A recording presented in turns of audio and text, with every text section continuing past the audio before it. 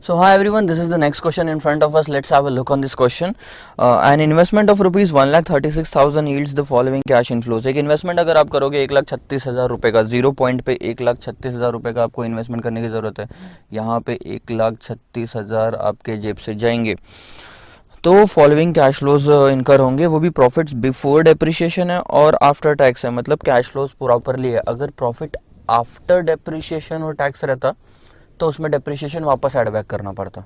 Already before depreciation है, इसका मतलब उन्होंने डेप्रिशिएशन ऐड बैक करके दिया है. Determine MIRR considering 8% cost of capital. आपको modified internal rate of return निकालना है. एक कंसेप्ट हमने देखा था इंटरनल रेट ऑफ रिटर्न, ये दूसरा कंसेप्ट है modified internal rate of return. See, internal rate of return में क्या होता था कि भाई प्रेजेंट वैल्यू ऑफ आउटफ्लो और प्रेजेंट वैल्यू ऑफ इनफ्लो ये दोनों सेम आनी चाहिए. क्या रेट है ऐसा. दूसरा हम क्या देखेंगे यहाँ पे 1 2 कितने साल है, 5 3 4 5. अब हम क्या करेंगे कि जितने भी कैश फ्लोज है इंटरनल रेट ऑफ रिटर्न में उन सबको हम डिस्काउंट करके प्रेजेंट वैल्यू पे लेके आते थे. Modified internal rate of return में हम सारी कैश फ्लोज को एंड ऑफ द ईयर ले जाएंगे 5वें साल में सीधा सीधा उठा के और यहाँ की एक वैल्यू निकालेंगे. तो हमको पता रहेगी ये 1,36,000 यहाँ इन्वेस्ट किया तो इतना मिलता 5 साल के एंड में. एक ही cash flow. Internal rate of return में कैश इनफ्लो और कैश आउटफ्लो, ठीक है. तो इंटरनल रेट ऑफ रिटर्न जब होता था तो present value of cash inflow रहती थी, present value of cash outflow रहती है. लेकिन जब आप modified internal rate of return निकालते हो तो उस केस में कैश इनफ्लो की फ्यूचर वैल्यू रहती है लेकिन कैश आउटफ्लो की प्रेजेंट वैल्यू रहती है. और आपको पता करना होता है कि ये प्रेजेंट वैल्यू को फ्यूचर वैल्यू में कन्वर्ट करने का रेट कौन सा. अगर आपने टाइम वैल्यू ऑफ मनी देखा है तो टाइम वैल्यू ऑफ मनी में हमने देखा था कि प्रेजेंट वैल्यू ये रेट पे अगर मल्टीप्लाई करो, कंपाउंड करो तो फ्यूचर वैल्यू आती. वो रेट हम निकाल लेंगे. तब हमको आखिरी में MIRR निकालने के लिए, दिस इज MIRR, वो प्रेजेंट वैल्यू वाला फॉर्मूला यूज करना पड़ेगा कि future value is equal to present value into 1+R. Correct. So let's have a look. ये सारी कैश फ्लोज को हमको फ्यूचर वैल्यू में लेके जाना है. तो मैं एक टेबल बना लेता हूँ पहले यहाँ पे.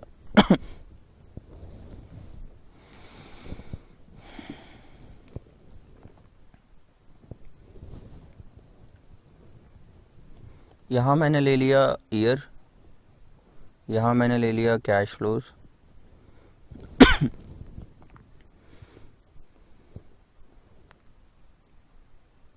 ईयर्स ऑफ इन्वेस्टमेंट, कितने साल के लिए उसको इन्वेस्ट करेंगे, फ्यूचर वैल्यू फैक्टर एट 9% और फ्यूचर वैल्यू. सो शुरुआत 1 2 3 4 और 5 से होगी. कैश फ्लोज आपको दिए 30 40 60 30 20 30 40 60 30 20. देखो आपको मैं क्लियरली बताता हूँ. अगर यहाँ पे आप 30,000 इन्वेस्ट कर रहे हो तो यहाँ पे आपको मिलेंगे 30,000. तो आप उसको और 4 साल तक इन्वेस्ट करोगे तो 1 2 3 और 4 साल तक वो इन्वेस्टमेंट होएगा. तो और कितने ईयर्स बाकी है यहाँ पे, 4 साल. उसके बाद 40,000 नेक्स्ट ईयर मिलेगा तो उसको 3 साल तक इन्वेस्ट करोगे, इसको 2 साल तक, 1 साल तक, और ये तो 0 पॉइंट का ही है.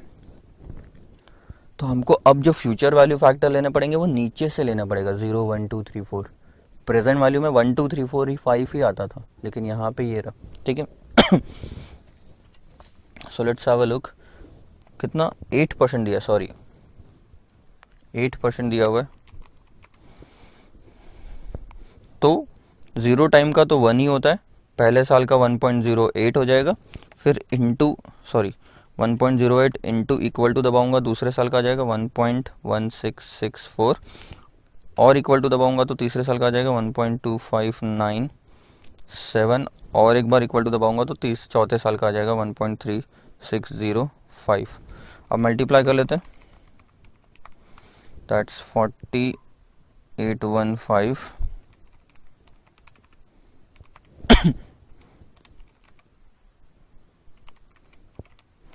5388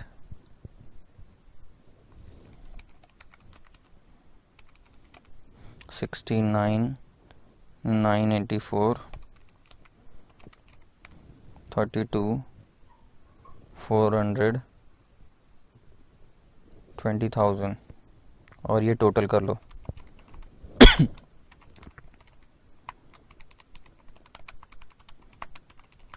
so this is 213,587।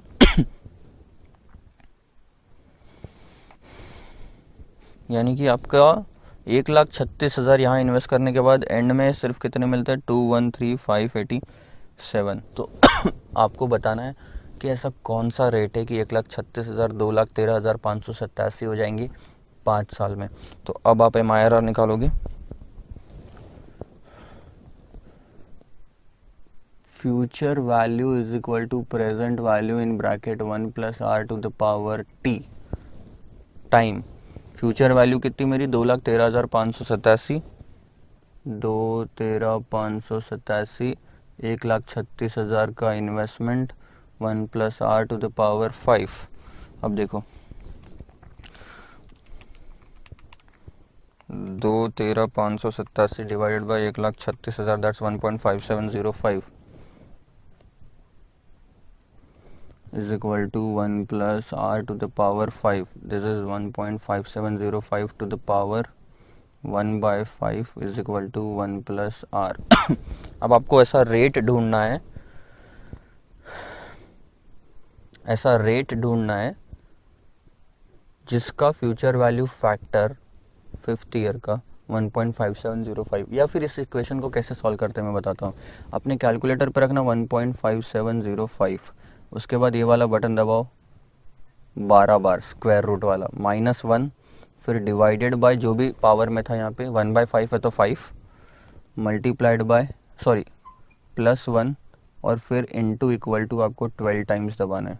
Into equal to ऐसा, मतलब एक 1 टाइम क्या होगा? इनटू फिर इक्वल टू का बटन, 2 बटन, फिर सेकंड टाइम वापस इनटू फिर इक्वल टू, ऐसे करके 12 बार आपको दबाना है। अगर आपको ये नहीं पता कैसे तो टाइम वैल्यू ऑफ मनी वाला का चैप्टर देखिए, उसमें आपने ये सब चीज़ें डिस्कस की हुई हैं। 12 bar square root 1 2 3 4 5 6 7 8 9 10 11 12 -1 divided by 5 + 1 into equal to 1 2 3 4 5 6 7 8 9 10 11 12 तो यह था 1.09448। एक बार फिर से कर लेते हैं।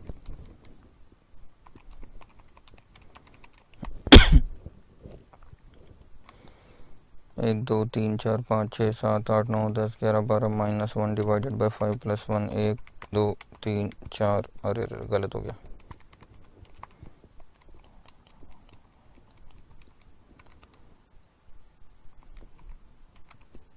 1 2 3 4 5 6 7 8 9 10 11 12 1.094 ये रहा 945 1 + r, यानी कि अगर आप 1 इधर से माइनस करो तो therefore MIRR is equal to 9.45%। यानी कि 9.45% अगर आप लो तो आपका 1,36,000 2,13,587 हो जाता है 5 साल में। मतलब ये परसेंट से आपको कंपाउंडिंग इंटरेस्ट मिल रहा है। लेट्स कैलकुलेट रिवर्स फंक्शन से। 2 3 4 5 2 13 608, बस थोड़ा सा डिफरेंस आ रहा है, बस कहीं कैलकुलेशन में कोई मिस्टेक तो नहीं है, देख लेते पहले।